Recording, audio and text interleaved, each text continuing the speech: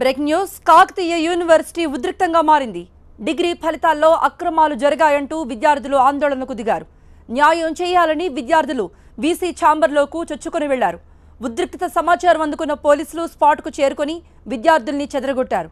Degree ఫలితాల్లో అక్రమాలు జరిగాయని, ప్రతిభావంతులైన విద్యార్థులను ఫెయిల్ చేశారంటూ ఏబీవీపీ విద్యార్థి సంఘం ఆధ్వర్యంలో కేయూ అడ్మినిస్ట్రేటివ్ బిల్డింగ్ను ముట్టడించారు విద్యార్థులు. ఈ సందర్భంగా వీసీకి వ్యతిరేకంగా నినాదాలు చేసిన విద్యార్థులు వీసీ ఛాంబర్లోకి చొచ్చుకెళ్లారు.